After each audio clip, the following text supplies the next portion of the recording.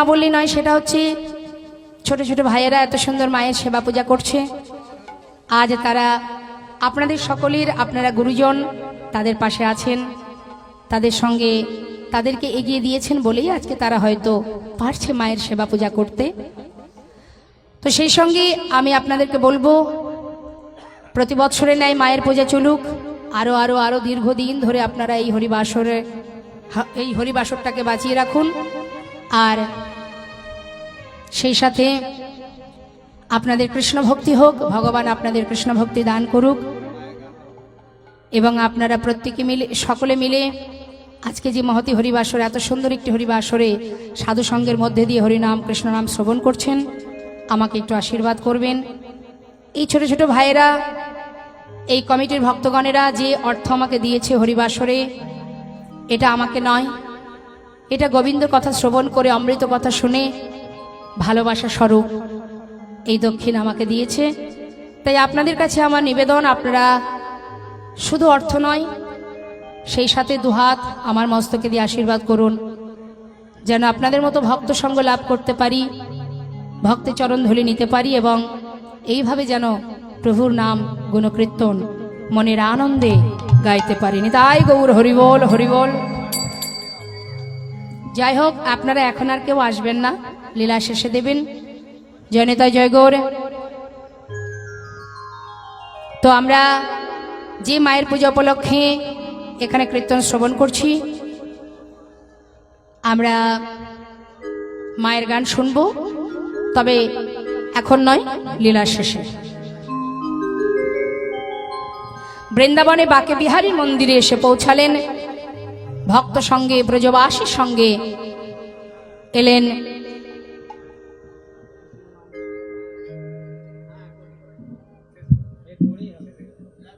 এলেন কি লালা।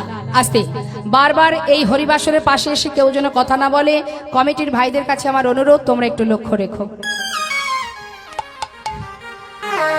এবার কি হলো মা? বাকে বিহারী সেবা হলো। সেবার পর ব্রজবাসীরা তারা লালাকে প্রসাদ দিল। লালা প্রসাদ পেল। প্রসাদ পাবার পর আবার ওই গোবিন্দ কুণ্ডের পাড়ে বালুরা আসিতে শয়নে আছে। কিন্তু যখন বালির বিছানায় শুয়েছে মা, কিছুতেই ঘুম আসছে না। কেন? মাথায় নেই বালিশ, সেই জমিদারি, সেই শয্যা সে তো আর নেই। তাই কিছুতেই ঘুম আসছে না বলে সে কি করেছে, বালি দিয়ে একটা বালিশ তৈরি করে নিয়েছে, নিয়ে মাথা রেখে ঘুমিয়ে আছে। সকাল হতে না হতেই সেই লালার সম্মুখে এক ব্রজবাসী অর্থাৎ এক বাবাজির উপস্থিত। বাবাজিকে দর্শন করা মাত্রই লালা ওই শয্যা থেকে উঠে করজোড়ে জিজ্ঞাসা করলেন, বাবাজি, আপনি আমার সামনে দাঁড়িয়ে আছেন, আপনার পরিচয়? কে আপনি? বাবাজি বললেন, তোমার নাম কি? আমার নাম লালা। কিন্তু আপনি কে? পাশ থেকে এক ব্রজবাসী বলে উঠলেন, উনি হলেন বৃন্দাবনের বাবাজি, যার নাম কৃষ্ণদাস বাবাজি। বাবাজি, এই বৃন্দাবনে থাকো তুমি? হ্যাঁ। কিন্তু বাবাজি, তুমি আমায় বলতে পারবে এই বৃন্দাবনে কোথায় আমার গোবিন্দকে পাবো? কোথায় গেলে গোবিন্দের দেখা পাবো? বলো না বাবাজি। বাবাজি বলছে, দাঁড়াও দাঁড়াও দাঁড়াও, তোমার নাম কি বললে? লালা। আচ্ছা, তুমি কি সেই মুর্শিদাবাদের জমিদার, সেই লালা, কান্দির জমিদার? বাবাজি, একটা সময় ছিলাম, আজ আমি জমিদার নই। আজ আমি কৃষ্ণচরণ পাবার লাগি কৃষ্ণের দাস হয়ে এসেছি। একটি বার আমায় বলে দাও বাবাজি, কোথায় গেলে গোবিন্দের দেখা পাবো? কোথায় আছে সে? বাবাজি বলছে, লালা, তুমি গোবিন্দের চরণ পাবার জন্য বৃন্দাবনে ছুটে এসেছো, আবার এদিকে বালি দিয়ে বালিশ তৈরি করে বিছানা করে ঘুমিয়ে আছো, আবার মন্দিরে মন্দিরে প্রসাদ পেয়ে এখানেই রাত কাটাচ্ছ। এইভাবে থাকলে কি গোবিন্দের দেখা পাওয়া যায়? গোবিন্দের দেখা পেতে গেলে তোমায় বৃন্দাবনে কর্ম করতে হবে। কর্ম? তোমার কি দীক্ষা হয়েছে? না লালা, দীক্ষা যত সময় না হবে তত সময় তোমার হাতের সেবা তো পড়ে থাক। কোনোদিন তুমি তাকে দেখতেও পাবে না। বাবাজি, দীক্ষা দীক্ষা হলে গোবিন্দকে দেখতে পাবো, তাহলে দীক্ষাকে দেবে আমায়। লালা, সময় হলে নিশ্চয়ই তুমি দীক্ষা পাবে। সঙ্গে সঙ্গে বাবাজি চরণটা জড়িয়ে ধরলেন। জড়িয়ে ধরে লালা বলছে, বাবাজি আজ আমি তোমার চরণ শরণ নিলাম। বাবাজি, সাধুর চরণ ধরি কয় লালা কৃপা করি, সাধুর চরণ ধরি কয় লালা কৃপা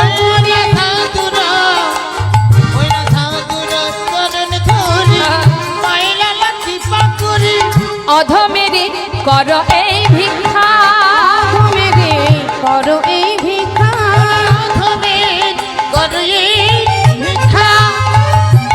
অবিষ্ট ধন পাইবারে ঘর ছেড়ে এসেছি ঘরে, অবিষ্ট ধন পাইবারে ঘর ছেড়ে এসেছে ঘরে, ফিরিব না কৃপা করে দাও মরে দীক্ষা, ফিরিব না কৃপা করে দাও মোরে দীক্ষা, ফিরিব না কৃপা করে দাও মোরে দীক্ষা। আমি আর তো ঘরে ফিরব না গো, আর তো ঘরে ফিরব না গো, না, আর তো ঘরে ফিরব না গো, আর তো ঘরে ফিরব না গো, অবিষ্ট ধন পাইবারে আর তো ঘরে ফিরব না গো, অবিষ্ট ধন পাইবারে আর তো ঘরে ফিরব না গো, না ফিরিব না কৃপা করে দাও মোরে দীক্ষা, ফিরিব না কৃপা করে দাও মোরে দীক্ষা।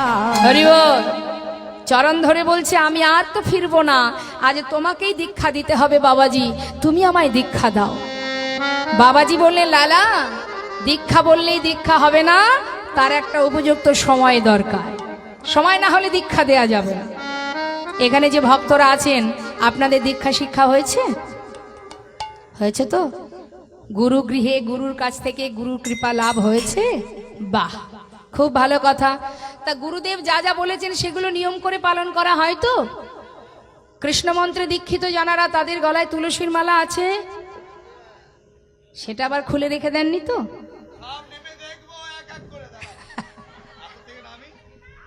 নিতাই গৌর হরি বল। এবার কি হলো মা? লালাকে বললেন, শোনো, দীক্ষা যদি নিতে হয় সময়ের প্রয়োজন, এখনো সময় হয়নি, সময় হলে দীক্ষা দিয়ে যাব। তবে লালা শোনো, এইভাবে মন্দিরে মন্দিরে প্রসাদ পাবে আর বালির বিছানা করে ঘুমাবে, এইভাবে হবে না। যদি গোবিন্দের কৃপা পেতে হয়, কর্ম করো। কি কর্ম? আমি যা বলবো পারবে? বাবাজি, একবার বলেই দেখো, তুমি যা বলবে আমি তাই করব। সঙ্গে সঙ্গে বাবাজি কি করলেন? ভিক্ষার ঝোলা তার কাঁধে তুলে দিলেন। হরি বল, হরি বল।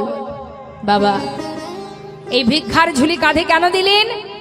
তার যে অহংকার, আমি জমিদার ছিলাম, এই যে মনোভাব, মনের মধ্যে যে অহংকার, যখনই ভিক্ষার ঝুলি কাঁধে উঠবে তখন তার সেই অহংকার পতন হয়ে যাবে। নাও, ধরো লালা, ধরো ধরো লালা ভিক্ষার ঝুলি কাঁধে, আহা,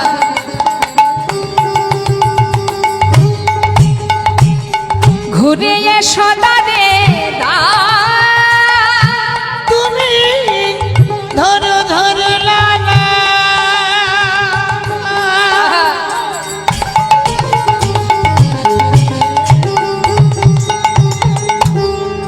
ওই না ভিখার ঝুলি কাঁধে, তুমি ঘুরে সুদারে রাধা গুণগান, আবার ভিক্ষা মেগে না, কৃষ্ণ পদ কর মুখে রাধা গুণ গাও,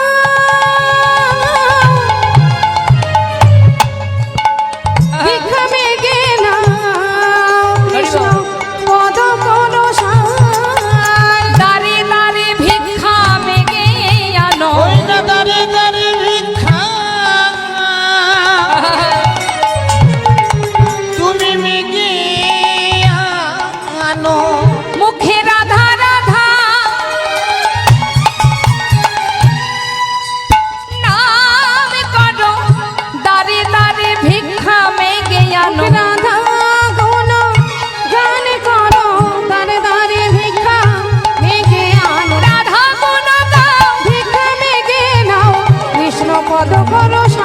মুখে রাধা গুণ গাও ভিক্ষা মেঘে নাও কৃষ্ণ পদ করো ভিক্ষা ছাড়া ভগবানের সেবা হয় না মা।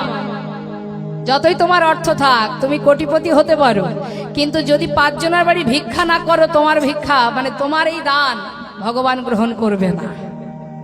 তাহলে চিন্তা করুন, যিনি বিশ্ব ব্রহ্মাণ্ডের মালিক, তিনি ভক্তের ভিক্ষা বড় ভালোবাসে।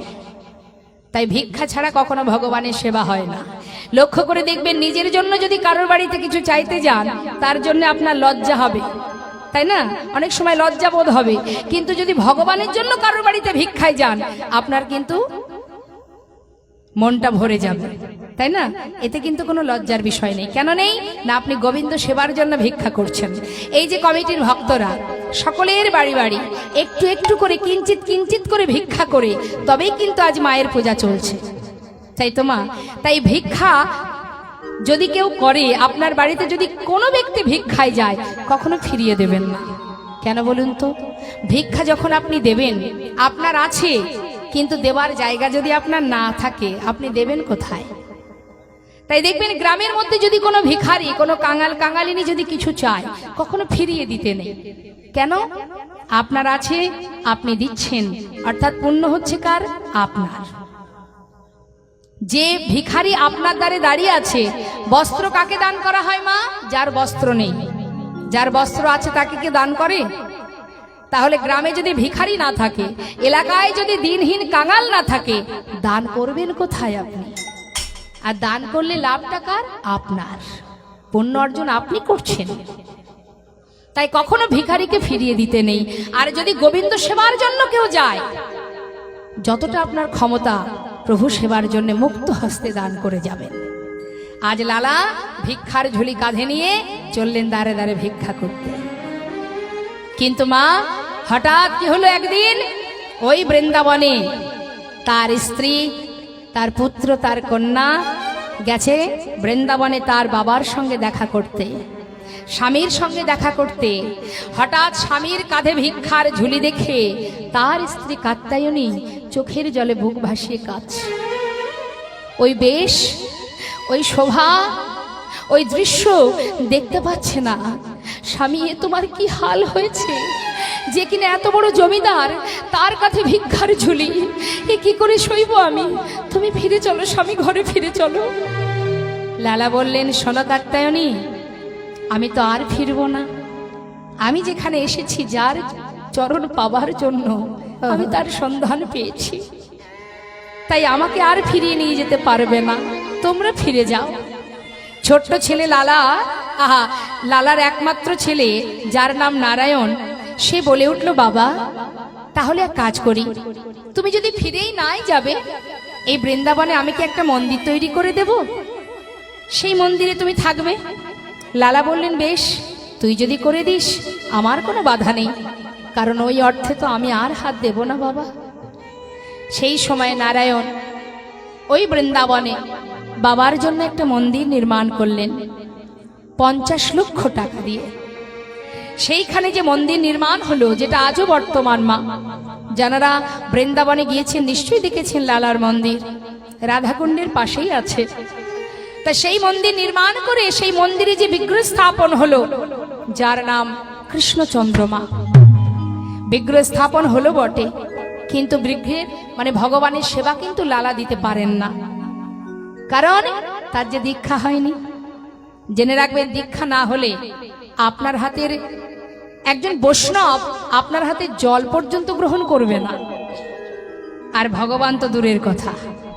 তাই লক্ষ্য করে দেখবেন, সাধুগুরু বৈষ্ণব যাদের দীক্ষা হয়েছে তাদের হাতে জল গ্রহণ করে, কিন্তু কোনো অদীক্ষিত ব্যক্তির হাতে কিন্তু জল গ্রহণ করে না। তাহলে একজন বৈষ্ণব যদি গ্রহণ না করে, ভগবান কি করে আপনার হাতে সেবা নেবে? তাই দীক্ষা ছাড়া গলায় তুলসীর মালা না পরে ভগবানের সেবা দিলে সবই বৃথা, কারণ ভগবান তুলসী ছাড়া কোনো কিছুই গ্রহণ করেন না। আপনি ভোগ নিবেদন করতে গেলে তাতে তুলসী পাতা দিতে হবে, না হলে প্রভু নেবেন না। তা আপনি যখন নিবেদন করতে যাবেন, আপনি যখন নিজেকে নিবেদন করবেন ভগবানের চরণে, আপনার অঙ্গে যদি তুলসী না থাকে, ভগবান আপনাকেও গ্রহণ করবেন না। তাই কি কি করলেন মা? আজ লালা সে কিন্তু সেবা দিতে পারছে না, আর এটাই তার দুঃখ যে আমি সেবা দিতে পারছি না কেন, আমার দীক্ষা হয়নি। এটাই তার দুঃখ।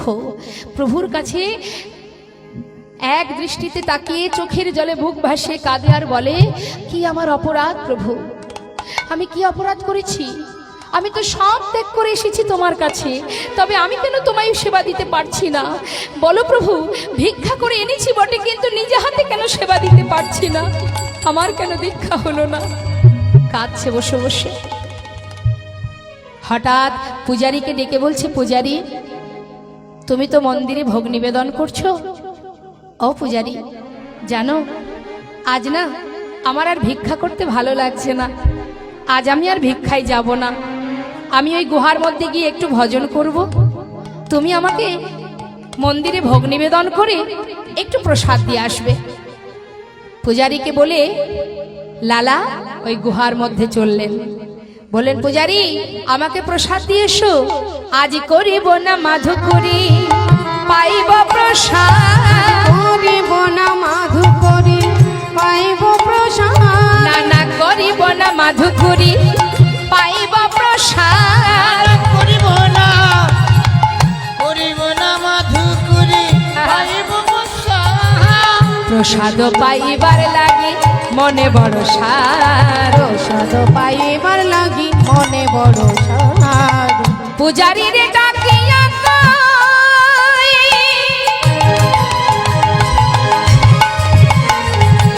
ও পূজারী কিঞ্চি প্রসাদ দিও মরে। ভজনেতে বসল গিয়া গুহার ভিতরে। ভজনেতে বসল গিয়া গুহার ভিতরে। ভজনেতে বসল গিয়া গুহার ভিতরে। ভজনেতে বসল গিয়া গুহার ভিতরে। কি করলেন মা? পূজারীকে বললেন, আমাকে একটু প্রসাদ দিয়ে আসবে, আমি ভজন করব ওই গুহার মধ্যে। লালা মনের দুঃখে এক পা দুপা করে গুহার ভেতরে প্রবেশ করে গুহার মধ্যে বসে বসে বলছে, প্রভু এই রইলাম আমি গুহার মধ্যে, আর আমি বাইরে বেরোবো না। আমিও দেখতে চাই তুমি কত সময় আমার কাছে না এসে থাকতে পারো। লক্ষ্য করে দেখবেন মা, কেউ যদি ভক্তি ভরে ভগবানকে ভালোবাসে, ভগবান তাকে কৃপা করে, কিন্তু কেউ যদি ভগবানের উপরে অভিমান করে, ভগবান তাকে আরো বেশি ভালোবাসে, বেশি ভালোবাসে।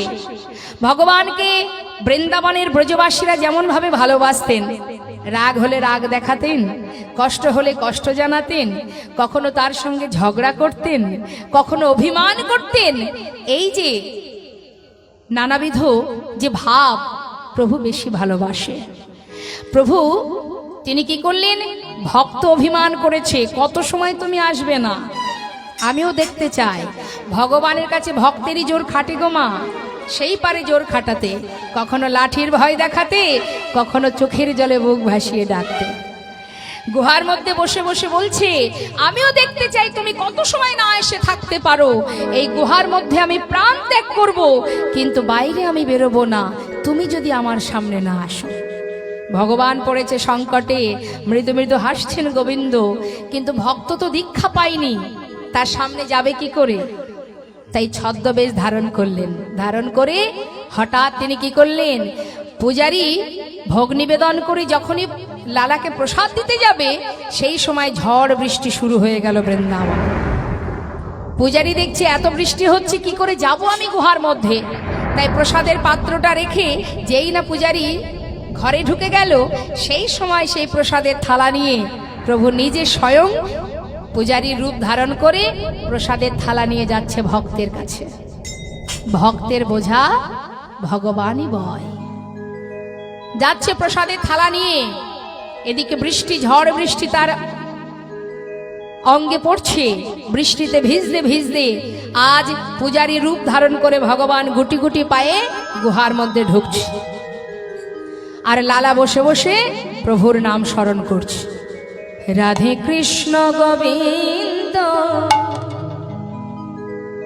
গোপাল রমন হরি হরি হরি বল। হরে কৃষ্ণ গোবিন্দ গোপাল বল, রাধা রমন হরে হরি হরি বল। রাধে কৃষ্ণ গোবিন্দ গোপাল রাধা রমন হরে হরি হরি বল। রাধে কৃষ্ণ গোবিন্দ গোপাল বল বল, রাধার মন হরি হরি হরি বল। গিরিধারি গবর ধর ধরিব গিরিধারি বল, গোবর্ধন ধারি বল। রাধা রমন হরি কৃষ্ণ কৃষ্ণ রাধার মন হরি হরিব কৃষ্ণ কৃষ্ণ মদন গোপাল জয় নন্দলাল। মদন গোপাল জয় নন্দলাল। আর শ্রীনন্দের নন্দন হরে কৃষ্ণ গোপাল। শ্রীনন্দের নন্দন হরি কৃষ্ণ গোপাল। তুমি রাধা না জগতের না, তুমি রাধা না এই জগতের না। গোপী জন বল্লভ প্রভু কপিলা। রাধে কৃষ্ণ বিদায় গৌর হরি বল। গোপাল বল বল, রাধা রমন হরি হরি হরি বল। রাধা রমন হরি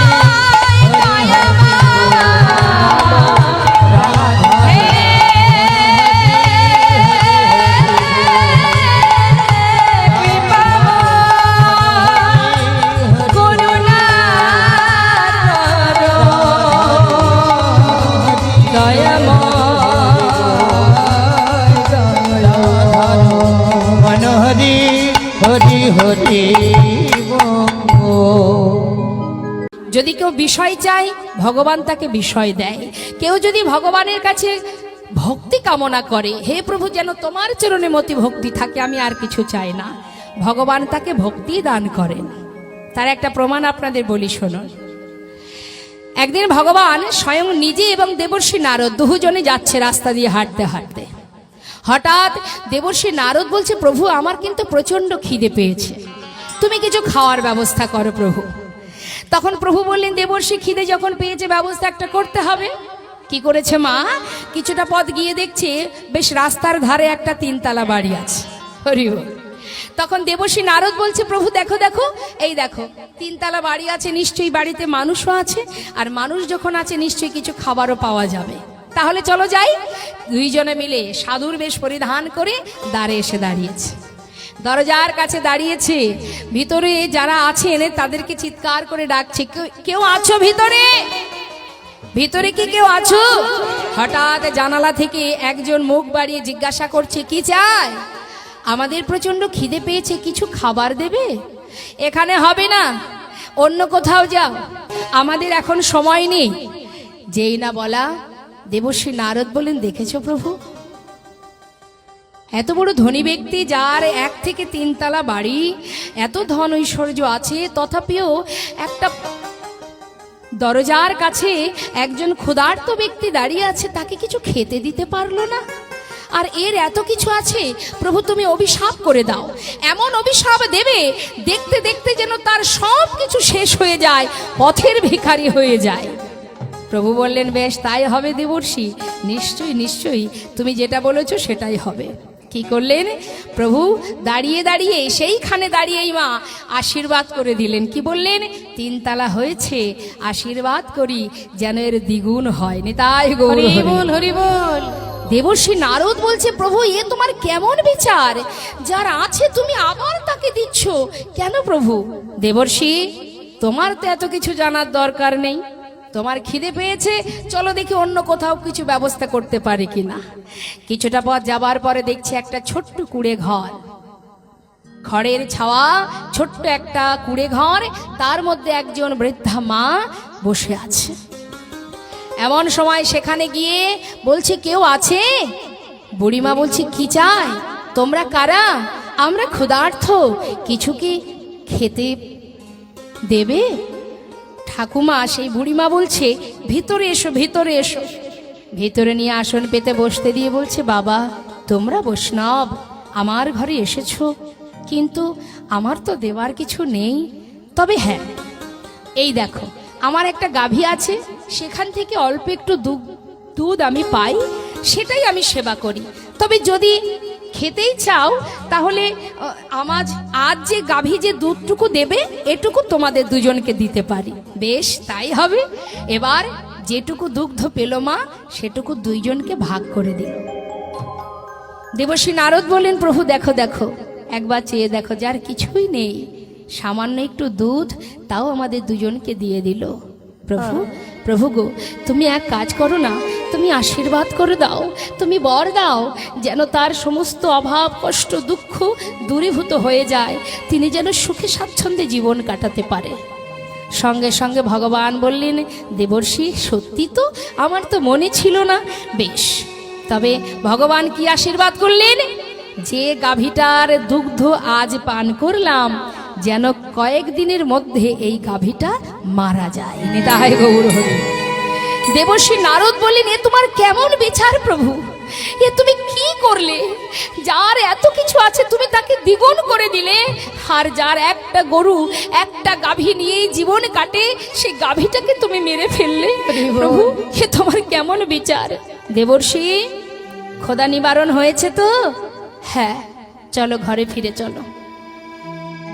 ঠিক কিছুদিন পর প্রভু বললেন, দেবর্ষী চলো তো দেখি, যেখান থেকে দুগ্ধ পান করে এসেছি আমরা, তারা সবাই কে কেমন আছে দেখে আসি। চলো প্রভু চলো। দুইজনে একসাথে গেলেন। মা কি দেখলেন? সেই যে কুড়ে ঘরের মধ্যে সেই বৃদ্ধা মা বসে বসে কৃষ্ণ কৃষ্ণ কৃষ্ণ জপ করছে। দেবর্ষী নারদ কাঁদছে আর বলছে, প্রভু হে কি অপরূপ তোমার লীলা, একটু বুঝিয়ে দাও।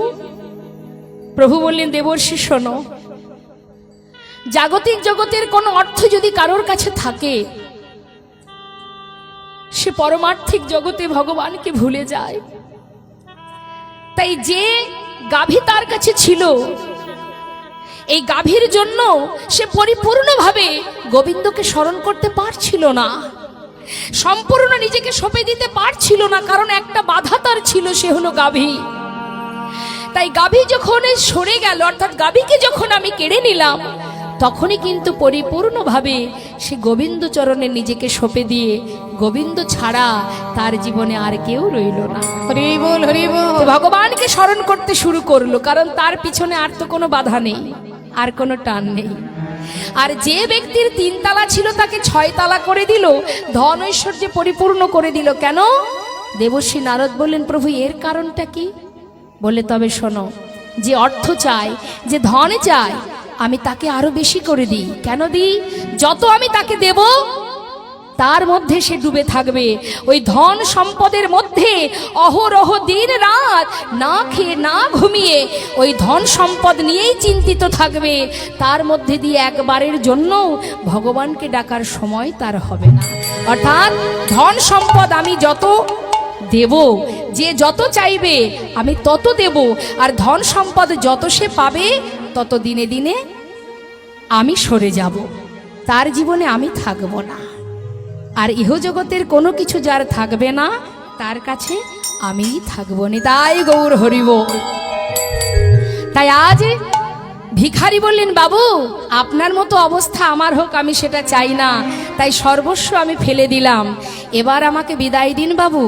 লালা বললেন, তাহলে তুমি আমার ঘরে থেকে হরিনাম কৃষ্ণ নাম করবে, আমাকেও শোনাবে, নিজেও করবে। তা কি করে হয়? আপনার এই মহলে যদি আমি থাকি, আপনার মতো অবস্থা আমারও হবে, দিনে দিনে আমিও আপনার মতো ভুলে যাব, তাই আমি চাই না, আমি এখানে থাকতে পারবো না, আমাকে বিদায় দিন বাবু। চলে গেল ভিখারি।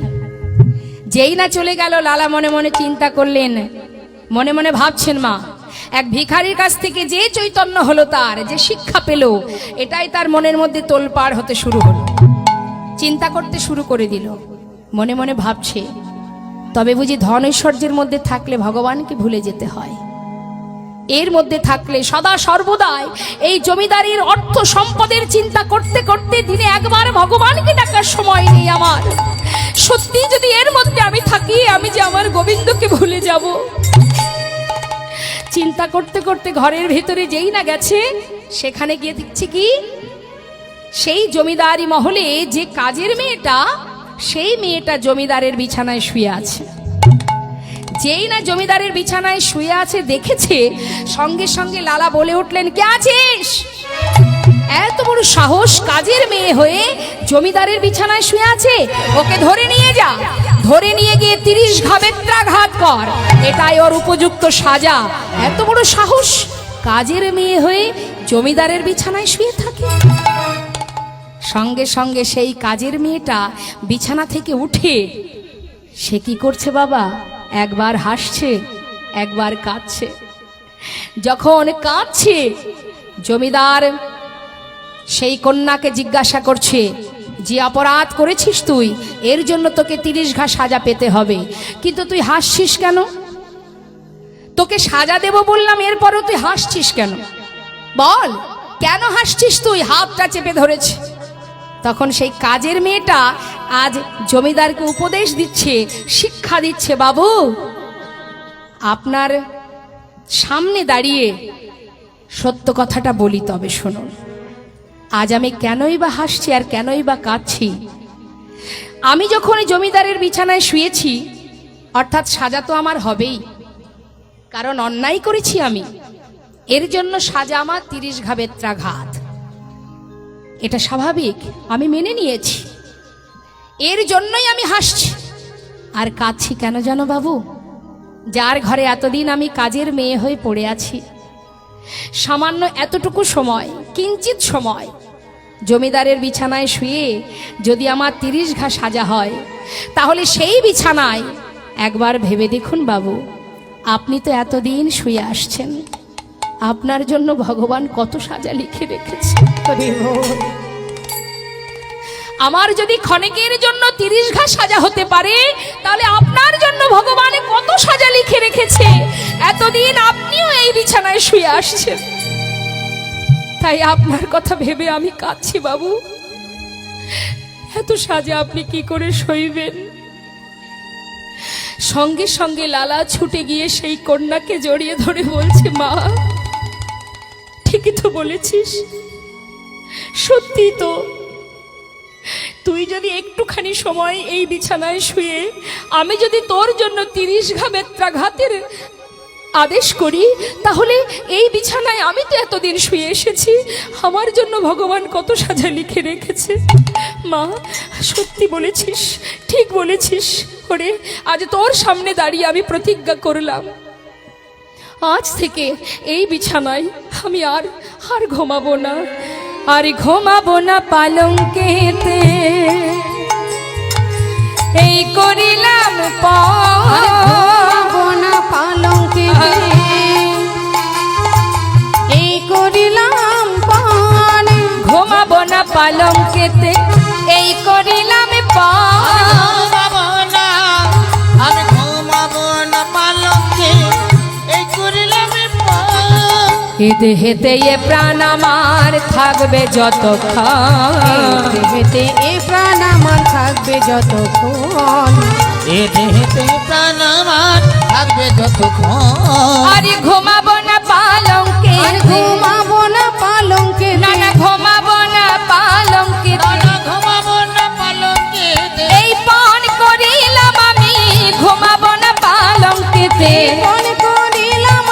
হরি বল। ঘুমাবো না পালঙ্কেতে এই দেহেতে এ প্রাণ আমার থাকবে যতক্ষণ এই দেহেতে প্রাণ আমার থাকবে যতক্ষণ। জমিদারির বিছানা পরিত্যাগ করে লালা মনের আনন্দে সেই বিছানায় আর শোয় না মা, আর ঘুমায় না, পরিত্যাগ করলো। তাহলে দুই জায়গা থেকে শিক্ষা পেল। কোথায়?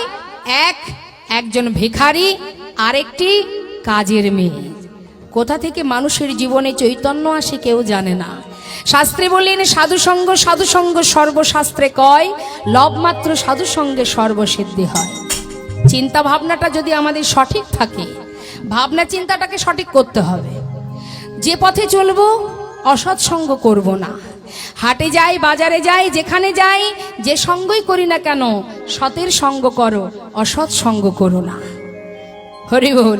সতের সঙ্গ করতাম যদি প্রভু রাখতো আমায় ভালো, অসতের সঙ্গ করে বৃথায় জন্ম গেল। অসতের সঙ্গ করা যাবে না। ভাবনা চিন্তা মনোভাব ঠিক সঠিক জায়গায় রাখতে হবে। কখনো কুকর্ম কুচিন্তা করা যাবে না। পাঁচজন রমণী যদি এক জায়গায় হয়, বলুন তো কি আলোচনা হয়?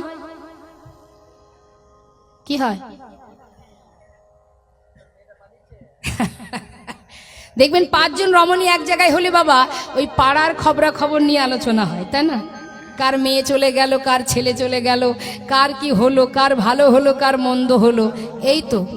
কার বউ ভালো, কার বোর কি গুণ আছে আর কার কি গুণ নেই, এই তো আলোচনা। কৃষ্ণ কথা হয়। শাস্ত্রে বললেন দিবস রজনী আবলো তাবলো পাঁচালো পড়িতে পারো, তাহারা ভিতরে একবারও কি কৃষ্ণ বলিতে নারো। হ্যাঁ, সময় গেলে আর পাবে কি? পাওয়া যাবে না। আমরা জানি না আমাদের কতটুকু সময় আছে। এখন আছি, একটু পরে নাও থাকতে পারি। তাহলে চিন্তা করতে হবে আমাদের। বলবার শক্তি আছে এখন।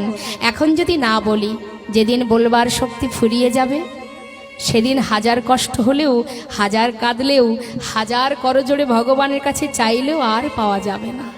এই তো সুযোগ, এই তো সময়। সবাই মিলে একবার হাত তুলে বলুন তো দেখি আমার সাথে, প্রত্যেকে তুলুন।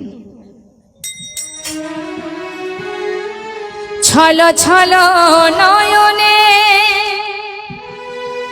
ভগবানকে ডাকতে গেলে মা আমাদের কি করতে হবে? ছলো ছলো নয়ন, অর্থাৎ ভগবানের জন্য দুফোঁটা বাড়ি, আর মুখে থাকবে হাসি। দুঃখ নিয়ে নয়, হাসি মুখে। আর বদনে হরিবোল বলতে হবে, দুটি বাহু তুলে আত্মনিবেদন করে। হাত তুলুন। বাহ, প্রত্যেকে তুলবেন, জড়তা রাখবেন না। কেমন? এইটুকু তুলবেন না। হ্যাঁ, স্বতঃস্ফূর্ত ভাবে মনের আনন্দ নিয়ে সবাই মিলে আমরা গাইব। ছলো ছলো নয়নে হাসি মাখা বদনে, আনন্দ কাননে। কই দেখি হাতগুলো কোথায়? হাত গোটানো আছে কেন? কার কার হাত আছে একটু দেখি। যারা চেয়ারে বসে আছেন একবার হাত তুলতে হবে। সবাই ভ্রময় নিবা, একবার হরি বলো, হরি বলো মনে রে আমার, হরি বলো, হরি বলো মনে রে আমার, হরি বলো, হরি বলো, হরি বল। মনে রে আমার। হরি বল।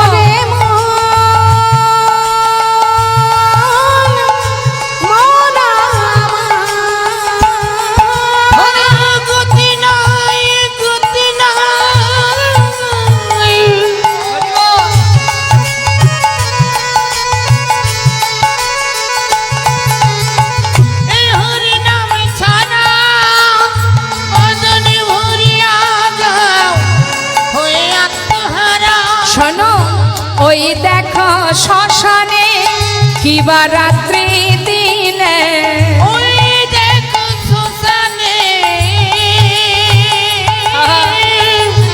দিবারাত্রি দিনে পুড়িতেছে মানুষে কত অহংকার।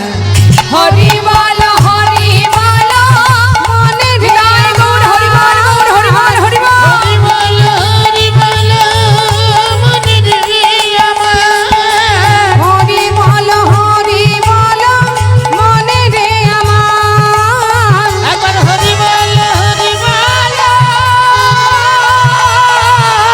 মনে রে আমার হৃদয় গৌর হরি বল হরি বল হরি বল। নাম ছাড়া কলিজীবের নাহি আর ধর্ম, সর্বধর্ম সার নামে শাস্ত্র মর্ম। তুলবি যদি ছানা মাখন সকাল সকালে তোলে, শিশুকালে কৃষ্ণ ভজন বৃদ্ধতে ভজনেতে বাধাই গণ্ডগোল। সময় থাকতে যদি আমরা ভজন না করি, সময় গেলে আর পাওয়া যাবে না। লালন ফকির বললেন, হে জি সময় গেলে সাধন হবে না। যা করতে হয় সময় থাকতে। হ্যাঁ, আমরা জানি না বাবা আমাদের কতটুকু সময় আছে, এখন আছে একটু পরে নাও থাকতে পারে। তাই যা করতে হবে মা সময় থাকতে। সময় কখন? কখন সময়? মহাজন বললেন, শিশুকালে কৃষ্ণ ভজে কৃষ্ণ পাওয়ার আসে, যৌবনকালে কৃষ্ণ ভজে আসে কিনা আসে, বৃদ্ধকালে কৃষ্ণ ভজে জমের তর আসে। তাই সময় থাকতে ভালোবাসতে হবে। লালন ফকির তার একটু গান ছোট করে আমি গাইছি, কি বলছে শুনুন। আহা, সময় গেলে সাধন হবে না। কথাগুলো কিন্তু শুধুমাত্র শুনবেন না, বোঝার চেষ্টা করতে হবে। হ্যাঁ, মন দিয়ে কথাগুলোর অর্থটা আমাদের হৃদয় মাঝে বসাতে হবে। যে গানটি আমি গাইছি, যিনি লিখেছেন এই গানটি লালন ফকির।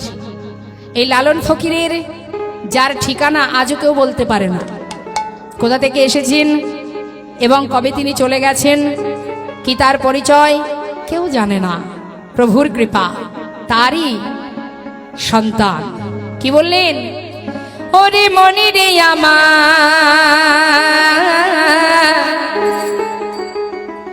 সময় গেলে সাধন হবে না। ওরে মনে রে আমার হরি বল।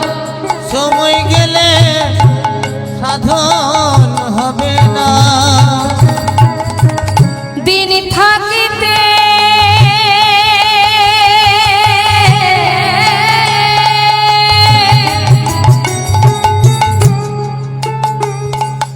ওরে মন মন রে, ওরে মন রে আমার,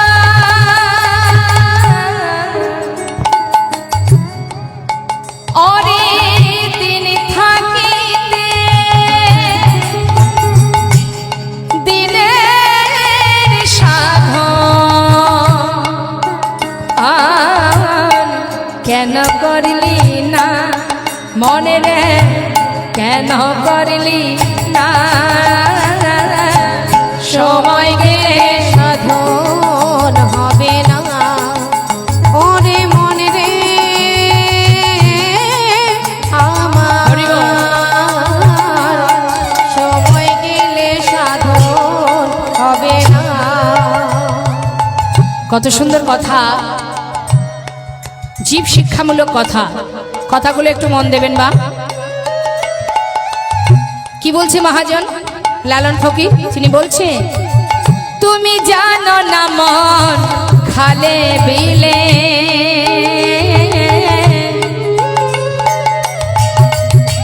ওগো থাকে নামি জলে সকালে। তুমি জানো নাম ওই খালে বিলে, নানা থাকে নামি জল শুকালে। আচ্ছা আমার মায়েরা বলুন তো, মাছ কোথায় পাওয়া যায়? জলে। জল কোথায় থাকে? খালে বিলে নদী নালায়। আচ্ছা যদি নদী নালায় জল না থাকে সেখানে মাছ পাওয়া যাবে? হরিবল। এটা আমাদের জাগতিক জগতের দৃষ্টান্ত। এবার আসুন আমরা আধ্যাত্মিক জগতে চলে যাই। ভগবান কোথায় থাকেন? ভগবান থাকেন ভক্তির সাগরে, অর্থাৎ যেখানে ভক্তি সেখানে ভগবান। তা ভক্তি কোথায় থাকে বাবা? ভক্তের হৃদয়ে। আপনার বিরাট হৃদয় আছে কিন্তু তার মধ্যে ভক্তি নেই, আছে হিংসা। বিরাট বড় মন আছে কিন্তু তার মধ্যে শুধু হিংসা ভরা। কারোর ভালো সহ্য হবে না, কারোর উন্নতি আপনি দেখতে পারবেন না, আপনি হিংসায় জ্বলে পুড়ে মরে যাবেন। তাহলে এই হিংসা যদি কারোর এখানে থাকে, রাজা হয়ে বসে থাকে, সেখানে ভগবান থাকবে? তাহলে শুধু হৃদয় থাকলে হবে না, সেখানে শুদ্ধ ভক্তির দরকার হবে। তাই লালন ফকির বলছে, জানো না মন খালে বিলে থাকে না মিল, জলে শুকালে। ও তুমি জানো না মন ওইখানে বিলে বাবা থাকে না জল শুকালে। কি হবে তাতে?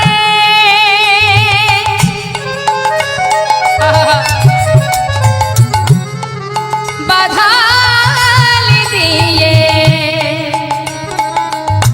মোহনা সখিনা, মনে রে মোহনা সখিনা।